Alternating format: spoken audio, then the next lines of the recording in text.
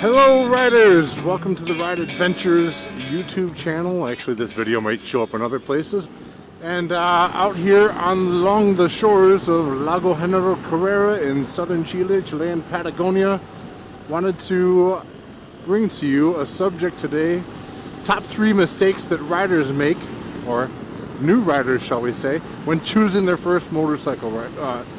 Your first motorcycle purchase. I would say number 1, the first mistake people are making is to choose a motorcycle that is too big for them.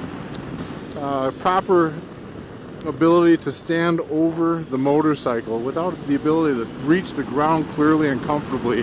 Yeah, whether you might be able to foresee this or not, please trust me, it can add stress and concern to your riding experiences that you just don't need when there is almost inevitably always another more appropriately sized motorcycle for you. Now, in this adventure bike category, we are unfortunately a little bit limited in terms of being able to produce a bike that all the manufacturers are producing bikes that in the adventure category they have to have enough suspension travel and ground clearance to handle the various terrains that come along with being off pavement.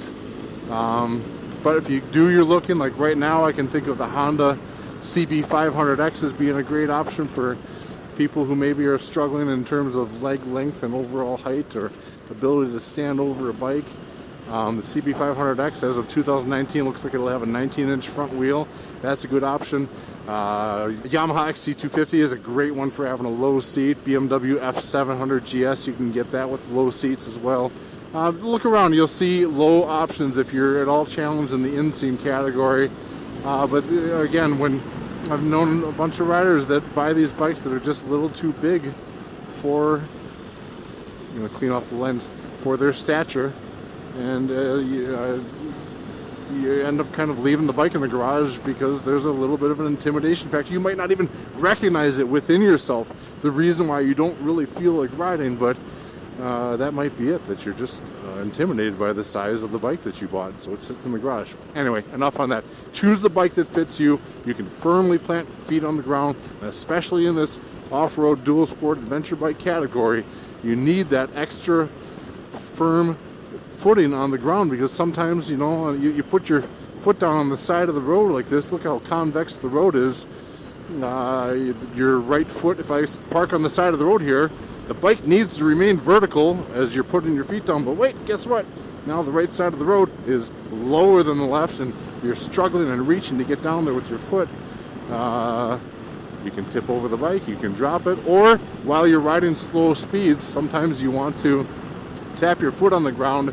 If you get a little off balance or something happens, or the rear end slips, or and then by not being able to reach the ground and firmly give yourself a tap to upright yourself, you're putting yourself on a chance for a drop or a crash or something that you'd rather probably not have. So, number 2, biggest mistake I see people making, yes, is the price of the motorcycle they're getting into.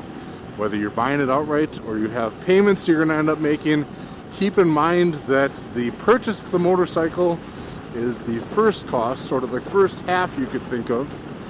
And then the other major factor to consider is maintaining it and fixing things after you have little crashes and after, the tires, the oil, the clutches that can burn out eventually. If you're new and learning how to ride, you can burn through a clutch more quickly and easily.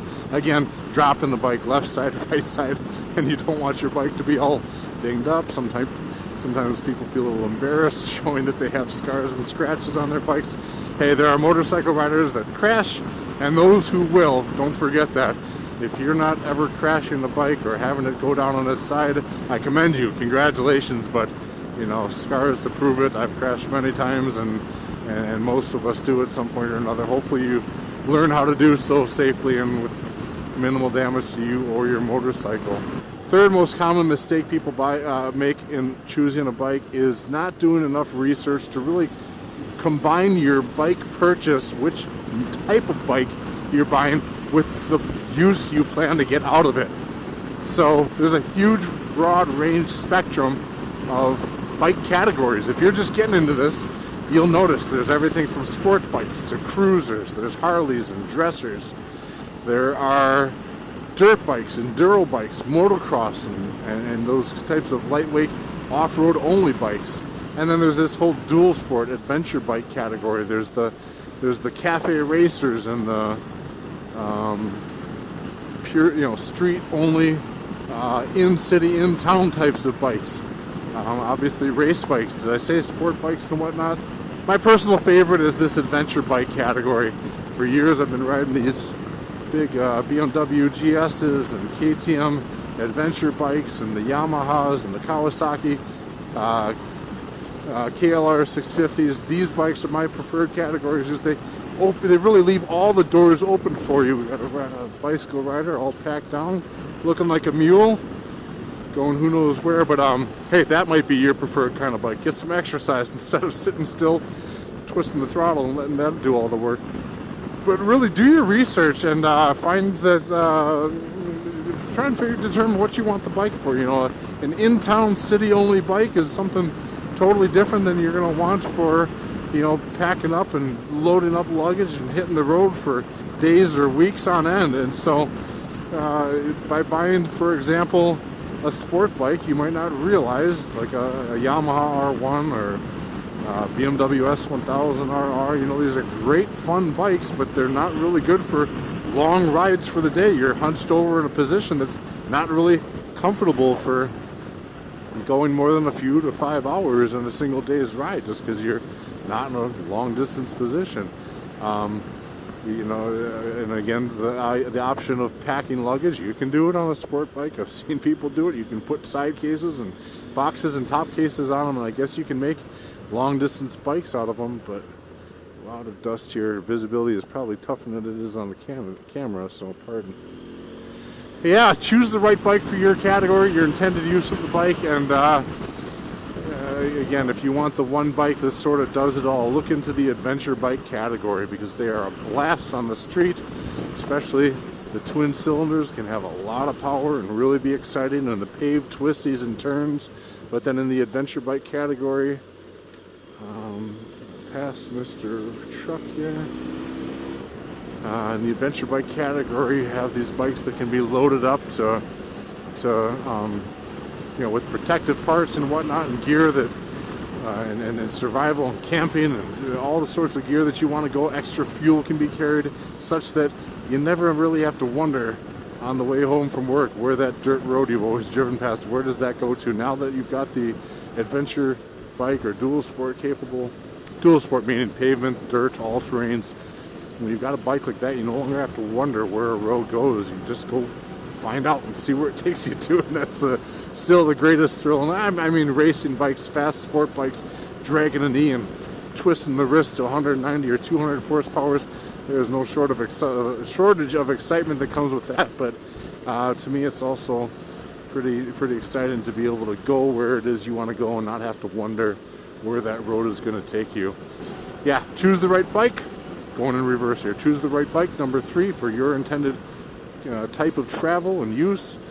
Number 2, choose one that's within your budget, because buying the bike is one part of the expense. Maintaining it and doing all the things that you want to it and buying your riding gear is another one. And then number 1 is, again, choosing one that is of your size and stature, one that you can really stand over comfortably and deal with, no matter whether it's on pavement or dirt or whatever. You need to be able to put a firm foot down on the ground, and some of these bikes get pretty tall, so choose one that fits your stature and stop worrying about it maybe not being the biggest bike in the group, in the riding group. Who cares? The most miles and the most smiles, that's the person that's winning and enjoying the most out of their motorcycle, in my book. So pardon the long rant. Again, Eric from Ride Adventures signing out, and please check in with us for more videos. Subscribe to the channel, share this, like it, really share it out there, because the intentions are good and you can help somebody make the right decision and enjoy much more, just like I have. Talk to you soon.